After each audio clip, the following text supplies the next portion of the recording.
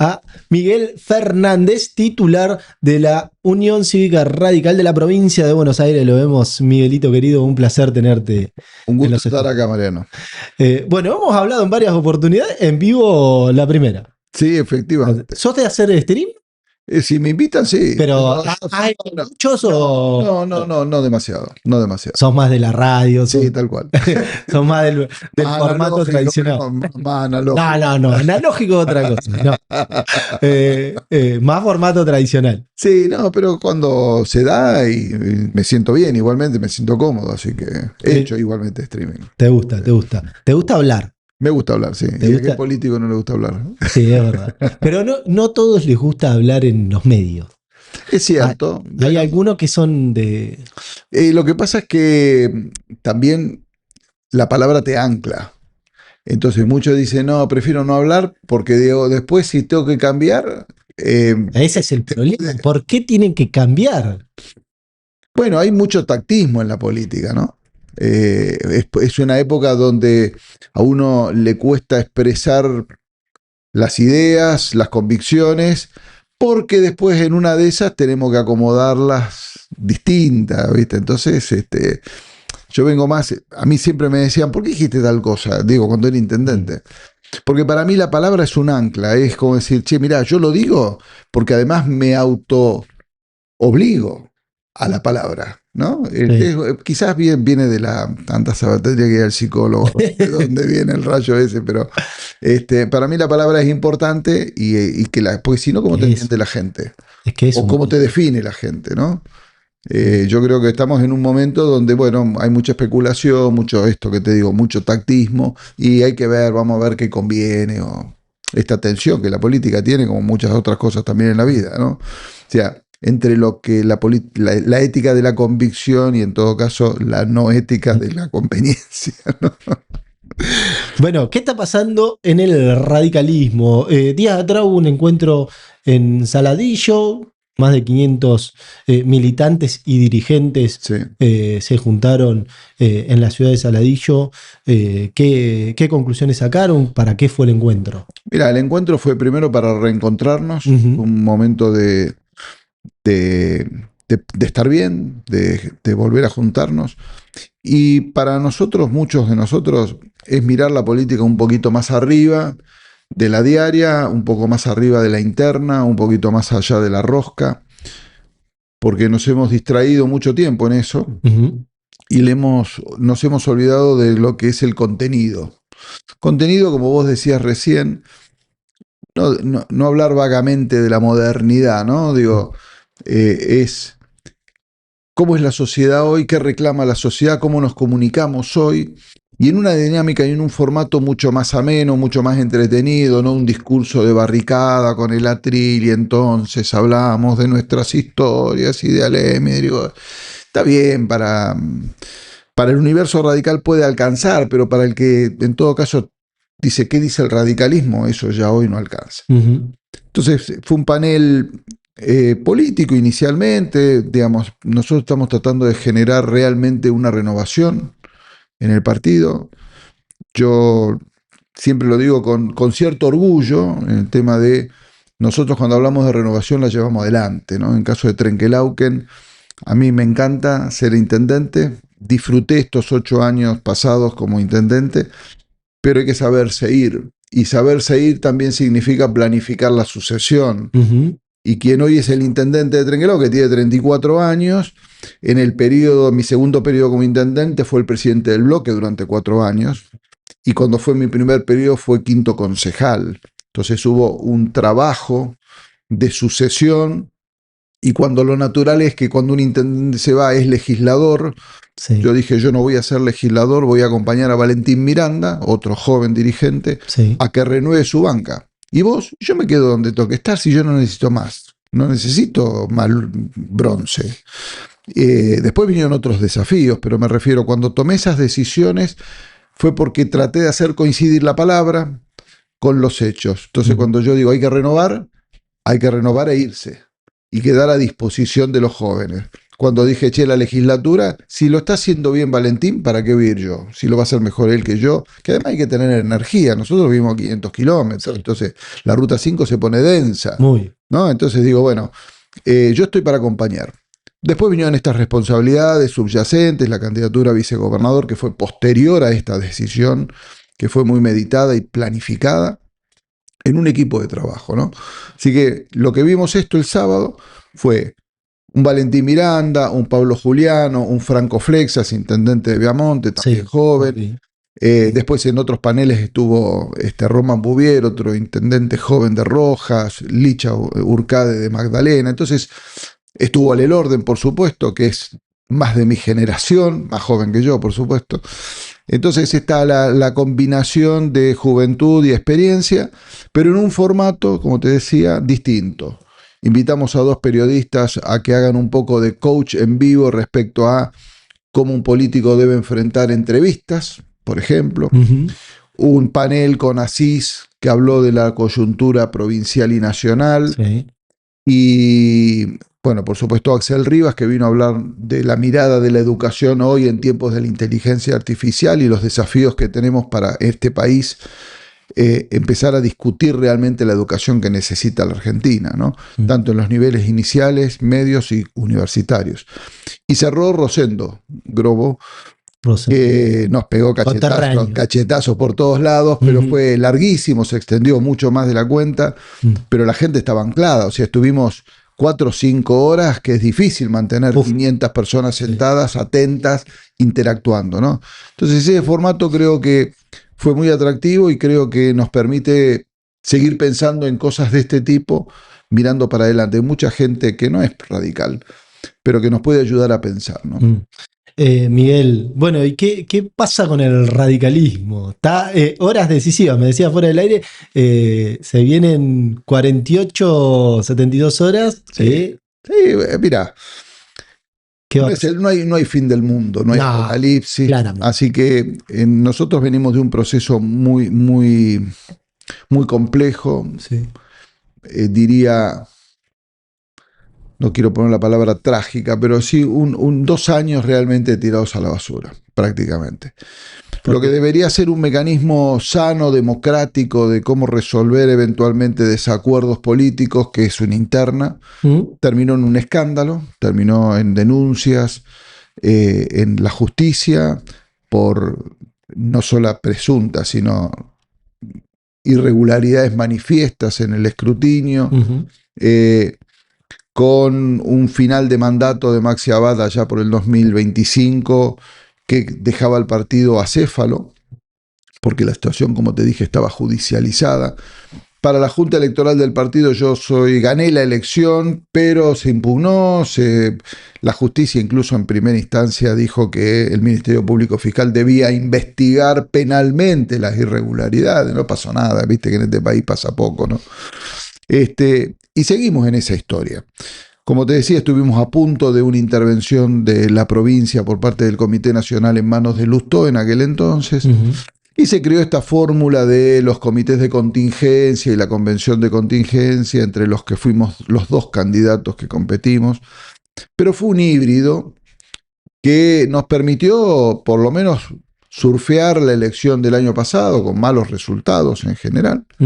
En la elección de la construcción de lo que fue Somos, donde el radicalismo sí pudo competir con boleta, formar parte de esa alianza, con resultados en algunos distritos con legisladores, en otros no, una elección muy compleja, muy difícil para resolver, y directamente en octubre no nos pusimos de acuerdo si debíamos o no formar parte de Provincias Unidas, otra desaveniencia.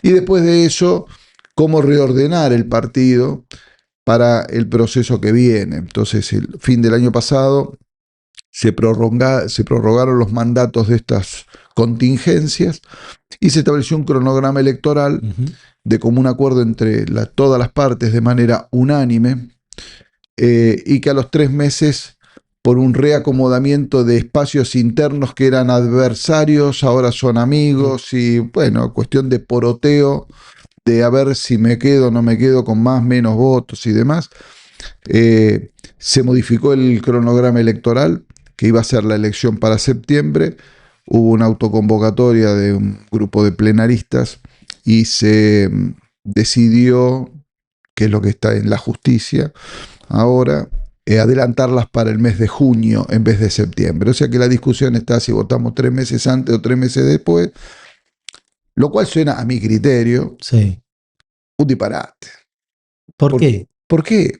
Y si en la última elección no pudimos fiscalizarla, no hubo transparencia y hubo denuncias, plantear el centro de la discusión en una nueva elección suena como ridículo, porque ¿qué hace pensar que la próxima elección no va a tener los mismos vicios que la del 2024?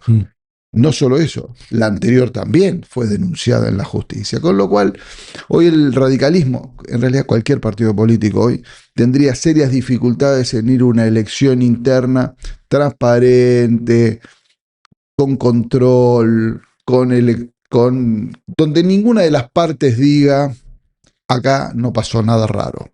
Está diferente a lo que es una elección nacional o provincial, ¿no? ¿Por qué? Bueno, porque interviene la justicia ahí. Hay una junta electoral, hay fiscales de mesa. Vos decís que las juntas electorales de los partidos no son... No, a ver, hay prácticas que estamos discutiendo en esto, en la época del streaming, de las redes, estamos discutiendo un mecanismo que padrones, anda a ver. Fiscalizar 1.500 mesas desparramadas por muchos lugares es difícil. El resguardo de las urnas, que no sean violadas, que no sean abiertas, que coincidan los padrones con la cantidad de votos. Es un montón de detalles que cada uno conoce. Sí, pero a ver, no es tan complejo. Sí, claro, eso lo decís vos. Y si no, ¿por qué terminó judicializada la elección del 2024? Lo que pasa que, bueno, evidentemente hay algunos que les gusta hacer más daño que construir democracia. Bueno, claro, por eso digo, entonces resulta como abstracto discutir la fecha de una elección que para mí no debería hacerse, como también lo dije en la elección anterior, claro. En la del 2024... Cuando vos fuiste candidato. Cuando yo fui candidato, nadie quería, por lo menos de los 4 sectores en danza, 3 no querían ir a la interna. Pero uno de los que estaba enfrente no quería ir a la interna. Una decisión unilateral de alguien muy importante, que no es de la provincia de Buenos Aires, que dijo hay que ir a la interna. Y pasó lo que pasó. ¿Quién fue? No importa. No voy a hacer nombres porque... Bueno. Pero la realidad, el partido tiene un problema. Que tiene elección directa de las autoridades. Sí. Entonces vos podés ganar en todo el interior de la provincia de Buenos Aires para una interna donde votan 60.000 afiliados de un padrón de 600.000. Sí. O sea, el 10%. El promedio de voto fue del 12%. Pero con que ganes en Quilmes, para poner un ejemplo, por 5.000, 6.000 votos, Quilmes vale más que todo el resto de la provincia de Buenos Aires, por ejemplo. Entonces digo, ¿cómo lo resolvieron? Y bueno, pero eso pasa también en una elección nacional. Sí, pero no, o sea, en el partido, en la Unión Cívica Radical, por ejemplo, a nivel nacional, el presidente sale de la elección de los delegados al Comité Nacional, que cada provincia manda 4. 24 por 4, 96. De esos 96 se elige el presidente. Bueno, y cada provincia vale lo mismo. Te podría decir, en ese caso, que qué injusto que la provincia de Buenos Aires tenga 4 y que La Pampa tenga 4 cuando tenés... No, porque se parte de un supuesto, bueno, ya sé, que hay un aspecto societatis adentro de un partido político que hace que vos tengas que lograr consensos. De hecho, Lustó, te guste más, te guste menos, yo habiendo estado enfrente de Lustó, nadie puede objetar que fue una elección lícita. ¿Por qué? Porque los delegados al Comité Nacional de ese entonces decidieron que por las alianzas provinciales y demás terminó siendo Lustó. Pero si no querés ir al Comité Nacional, la juventud de la Unión Cívica Radical de la provincia de Buenos Aires, los jóvenes nuestros de la misma provincia, eligen de manera indirecta 3 delegados por sección electoral. O sea, 24 jóvenes electos. Cada sección electoral se resuelve por sistema DONT. Sí. Bueno, si hubo mayoría y no llegaste al piso, quedan los 3 delegados de esa sección para el espacio interno que ganó. Si llegó a la minoría por DONT, irán 2 y 1. Bien. Y de esa masa se elige el presidente. Y no se puede hacer esa modificación dentro. Hay que proponerla en la convención provincial, que yo creo que la debemos hacer. Claro, nunca es el momento, porque quien tiene el poder, porque dice yo ahora que tengo el poder, me lo van a ahora sacar. me lo va a sacar. Claro. Anda a preguntarle, en todo caso, a algunos dirigentes si quieren ir a un sistema indirecto. Si hubiera habido elección indirecta, quédate bien tranquila que el partido hubiera tenido presidente en la elección anterior. Porque se ganaron en 90 distritos de los 135. Pero no venimos a hablar de lo que pasó o de lo que no pasó. Digo, son cosas que para mí discutir hoy, si la elección es en junio o en septiembre, es absurdo. Lo que debería ocurrir en nuestro partido es una lista de unidad generosa, no donde se chapee con votos que uno dice de dudosa procedencia, ¿no? Porque si yo tengo tanto, ¿qué tenés vos? A ver, mostrámelo, ¿viste? Hasta en mi pueblo pasaba, venía un dirigente y te decía, yo tengo 4.000 votos, mostrámelo. ¿Dónde están? ¿De quién son los votos? No hay dueño de votos, eso es todo chapa. Bueno, entonces digo, si realmente queremos tener una nueva conducción que contenga todos los espacios internos, diversos espacios internos, con mucha heterogeneidad, con distintas miradas, hay que ser generoso, hay que mirar de una manera mucho más allá de, porque honestamente, y te lo dice alguien que hoy está, el presidente del partido resuelve todo, no. En nuestro partido, el órgano más importante de conducción es la convención provincial. Y no es casual esto. ¿Por qué? Porque en definitiva nosotros tenemos 283 convencionales que son los que deciden, entre otras tantas cosas, la política de alianzas. Entonces no decide 1, 2, 3, 4. Como nos tocó decidir a nosotros con Pablo Dominici el año pasado la pertenencia a Somos, claro, cuando nos pusimos de acuerdo, o no formar parte de Provincias Unidas, o de haber ido con la lista de la Unión Cívica Radical, que era la otra alternativa. Sí. Y como no hubo acuerdo, cada uno jugó, nosotros con la coalición cívica y Pablo con Provincias Unidas. Nosotros creemos que es la convención, no son 2 tipos, 4 tipos, 5 tipos, son 5 iluminados en el partido que debe resolver esto. La convención provincial tiene la suficiente heterogeneidad, tiene representación proporcional. La Matanza no pesa lo mismo que Trenquelauquen, claramente. Mar del Plata tiene 11 delegados, o sea, tiene 11 convencionales. Trenquelauquen tiene 1, claro. Pellegrini tiene 1. Los chiquitos tenemos 1, no tenemos más.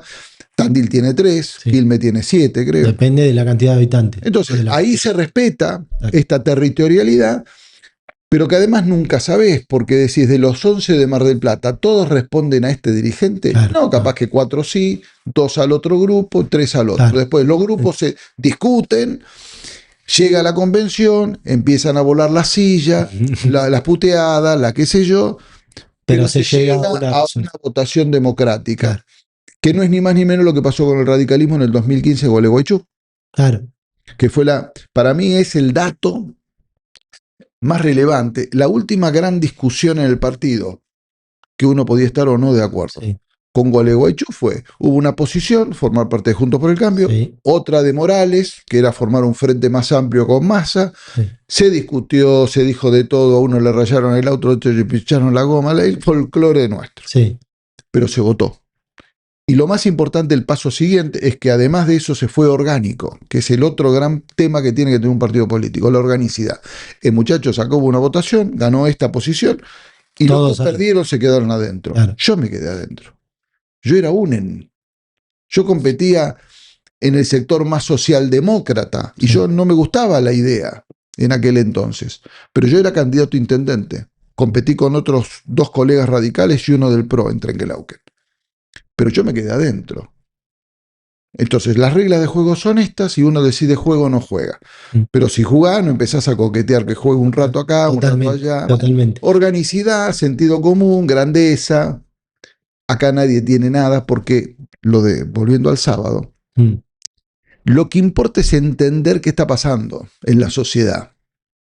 Una sociedad que hoy vive en la polarización extrema, cuyas formas de consumo de información son las redes, donde cada vez hay quizás menos espíritu crítico de análisis para decir, che, esto que es cierto, es mentira, será tan así, estará influenciado por guita o por otros intereses. Entonces, viste, y la gente totalmente separada, desvinculada de la política, que no es la realidad cuando empezamos a militar de jóvenes nosotros, ¿no? Así que mira qué complejo es. Y ¿se puede encontrar una tercera vía, una tercera posición o no? ¿O es... A ver, hoy todas las encuestas te dicen que no. Hoy. Cines negros hay en toda la historia, Sí. ¿no? Qué sé yo, ¿cómo le hubiera ido a Milei si de pronto no hubiera estado Scott Bassett dándole el apoyo incondicional? ¿Te acordás la crisis del dólar? Sí. Bueno, ¿qué pasa si Trump pierde la elección? ¿Qué pasa si de pronto la guerra con Irán, en vez de durar 3 meses, dura 2 años, si el petróleo vale $200, si las acciones de la Argentina, si PF no la hubiéramos en todo caso zafado del juicio y había que poner, dice, de un día para el otro te cambió el escenario, ¿no? Entonces digo, una tercera vía, yo no hablaría de terceras vías, es muy personal este análisis, ¿no? Creo que hoy hay un modelo dando vueltas, que es el modelo que propone Milei. No está tan definido ese modelo, porque a veces dice una cosa, a veces dice otra. Primero dolarizamos, hacemos explotar el Banco Central, después no. No se cuesta entender el modelo, pero digamos que básicamente tiene un fuerte impacto en la macroeconomía. Obviamente hay un proceso deliberado, a mi criterio, de desindustrialización, con una apertura de la economía indiscriminada, salvaje en algunos casos. Va a haber ganadores y perdedores. Te dicen, sí, ¿qué hacemos con los perdedores? ¿No? Ah, bueno, que se arreglen, claro.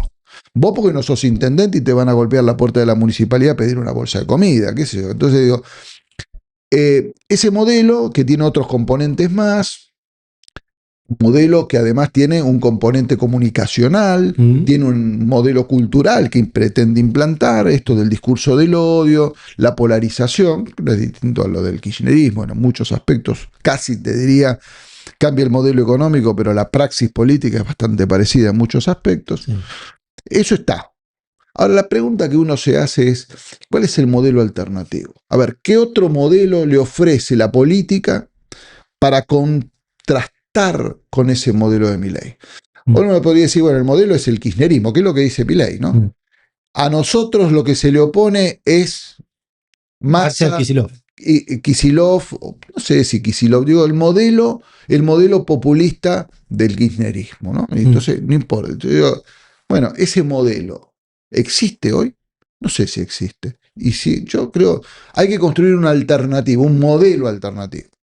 No un partido político. Porque si, me parece que hoy la cosa no pasa por resolverla desde el partido político. Si vos tenés un proponer algo diferente. Un modelo. Claro. Pero vos tenés que decir qué componentes tiene el modelo. A diferencia del modelo de Milei, que ese modelo sea creíble, que sea realizable, que sea coherente, que sea consistente. ¿No? Ahora te hago una. Entonces, hay que construir ese modelo. ¿Quién es? Ah, bueno. Porque ahí es donde nos quedamos entrampados también en la política partidaria. Lo que pasa es que muchas veces el modelo también se interpreta por sus actores. Claro. Y ahí viene la pregunta. Y en los advenedizos y en los pícaros. Y ahí viene la pregunta. Hace poco tiempo, Mauricio Macri relanzó el PRO. Bueno, digamos. Se alejó de Milei. ¿Puede existir la posibilidad de que la Unión Cívica Radical vuelva a tejer un acuerdo con Mauricio Macri o lo ves lejano? A ver. Qué buena pregunta. No, sí, me lo pusiste en el ángulo. A ver. Yo, antes de ir a la respuesta de lleno, porque no le voy a esquivar el bulto. No, digo, primero hay que ver si también Macri entendió qué pasó. ¿No? Y si podemos superar esto de que yo tengo que volver con el PRO. Volvemos al tema del partido político, de ¿no? la Un convención. partido político que el PRO no funciona casi como un partido político, ¿no? No tiene los problemas que tiene el radicalismo. Ahora, los tiene también, ¿no? Porque la tuvo a Patricia Bullrich como presidenta del PRO, que ahora se hizo libertaria, Sí. lo expulsaron a Rodríguez Larreta o se fue solo porque lo puteaban todo el día. Digo, Tiene también algunas cositas. no resuelve en interna, todas estas No. cosas del folclore radical no lo tienen, No. porque no nacieron con 130 años de historia en la mochila. Para mí es un bagaje que es importante para nosotros, pero que tampoco tiene que ser el ancla para no pensar el futuro. Ya tenemos 130 años de historia, pero no, acá no lo resolvemos hablando de Alem, Irigoyen, Alfonsín, Ilia, Balbín y todos los nuestros. Entonces me parece que tenemos que pensar qué le estamos ofreciendo a la sociedad más allá de la historia, de la nostalgia. Y a mí me obsesiona eso, tener un modelo. Ahora ese modelo pueden confluir miradas como podría ser la de Macri, de otros actores. Necesitamos también una mirada joven, pero no la joven. Es los tipos que han tenido gestión. El espacio de Juntos por el Cambio en su momento tuvo muchos jóvenes. Está. Ahora, algunos se han ido seducidos por esto de lo de Milei, que la verdad que yo digo, sí, la macroeconomía, uno puede decir, sí, el déficit fiscal bajó, el dólar está planchado, la inflación se estancó, bajó abruptamente, pero está en el 3%. Voy a poner éxito. El país no explotó. Bueno, es un resultado. Ahora, ¿hay gestión? No. ¿Qué tan sostenible es este modelo en el largo plazo? Te doy un ejemplo absolutamente irrelevante para muchos. Volvemos a la ruta 5. Pasan 2.400 camiones por día hoy por la ruta 5. Para llegar a Trenquelauquen tenés que andar esquivando unos cuantos camiones, por lo menos hasta Chivilcoy. El pronóstico del crecimiento que va a tener Vaca Muerta obliga a que pasen 6.000 camiones de arena por esa ruta. Y no vamos a hacer una sola obra. El Estado Nacional, que va a tener obviamente beneficios por la explotación de Vaca Muerta, no le va a poner un mango a la ruta 5. Los camiones de 2.400 a 6.000, la misma infraestructura, porque el Estado no se va a hacer cargo. La van a detonar. Te va a decir, che, no, lo tienen que hacer los privados. ¿Qué privado? ¿Va a venir a hacerte la ruta para qué? ¿Gratis? ¿Para que los camioneros vayan más tranquilos? ¿Para que Miguel Fernández no se estrole de frente pasando 5 camiones al hilo?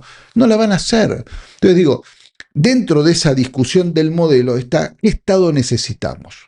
No es el Estado clientelar, omnipresente, que tiene que hacer todo y que además acomoda a los amigos y gastemos lo que no tenemos. No es ese modelo, pero tampoco el modelo ausente. Y el modelo tiene que, no solamente es el modelo de Estado, ¿qué tiene que hacer el Estado y cómo lo hace bien el Estado? Y animarnos a dar discusiones que no queremos dar, a veces por conveniencia, a veces por vagancia. ¿Cuál es esto? ¿Qué educación necesitamos hoy? ¿Cómo hacemos para que nuestros chicos realmente puedan dominar lo básico? La lectoescritura y el cálculo matemático. ¿Qué universidad necesita la Argentina? ¿Qué saberes tiene que ofrecer la universidad? No para que la casta universitaria, o como dice Milei, la casta política, siga. No. Yo me pregunto, ¿qué educación necesitan nuestros chicos para poder acceder a los saberes y conocimientos que va a demandar el mercado en la época de la inteligencia artificial? ¿Cuál es la universidad? ¿La que yo viví como médico? No es esa. ¿Me entendés? Yo digo, hay que discutir todo, pero hay que tener huevos para discutirlo. Y nosotros nos estamos discutiendo hoy cuándo es la elección interna. ¿Me entendés? Por eso que lo del Saladillo el otro día tiene el atractivo de haber salido de la caja, que vean de tipos que no son radicales, que nos despierten un poco. A los jóvenes, que ya están mucho más despiertos, y a los que no son tan jóvenes como yo, a que nos peguen 3 cachetazos. Hay que animarnos a discutir. Y entonces yo digo, ahí me animo, que capaz que Milei tiene razón en un montón de cosas. O sí o no. Digo, el problema es que hay que sentarse con respeto, hay que sentarse con una mirada, me disperso a veces, pero Axel Rivas, ¿qué dijo? Dio el ejemplo un buen ejemplo de mejora de calidad educativa en Brasil, en Ceará y en Pernambuco. Bien. Pero hay que ver cómo lo hicieron. ¿Está? Exactamente. Y tuvieron que tocar toda la estructura para que eso funcione. La calidad de los docentes, cómo incentivar a los docentes, proponerles un plan de carrera profesional a los docentes. Hay que involucrar a los gremios, sí, pero también hay que salir de la vagancia, de la comodidad, que lo único que vamos a discutir son sueldos. Hay que discutir calidad profesional, rol social del docente, que devolvía a estar en el centro. Lo que pasa que hay veces que es muy difícil ponerte, es como que si venís con buenos sueldos, podés discutir los proyectos. Si no venís con buenos sueldos, ¿para qué va a discutir el proyecto si todavía no podés pagar el sueldo? El sueldo primero estamos, pero también tenemos que discutir las condiciones para ganarse ese sueldo. Totalmente. ¿Viste? Totalmente. Yo digo, como médico te lo digo también, dice, no, porque lo que ganan los médicos, que es poco, es mucho, y como alguna vez la ex ministra Zulma Ortiz en una ácida, ¿no? Pues estuvo directa, le preguntaron, pero los médicos, ellos, bueno, decime cuánto gana un médico en particular y cuántas horas labura.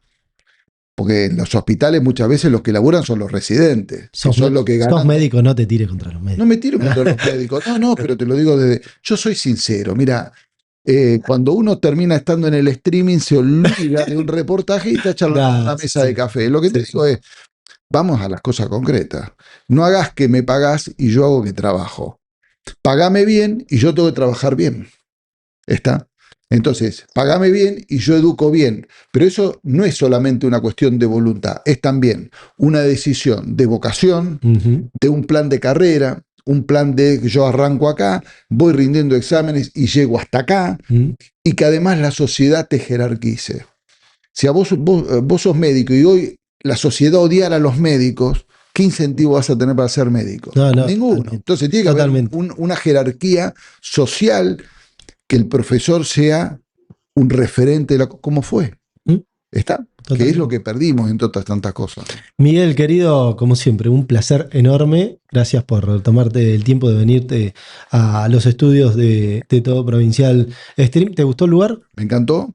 Me sentí recómodo, como en casa. No había café, che. Es verdad, pero no pediste, porque si no te traen. Sí, me trajiste agua. Pero te traje agua. Miguel, muchas gracias. No, un gusto haber estado contigo y a disposición como siempre. Miguel Fernández, presidente de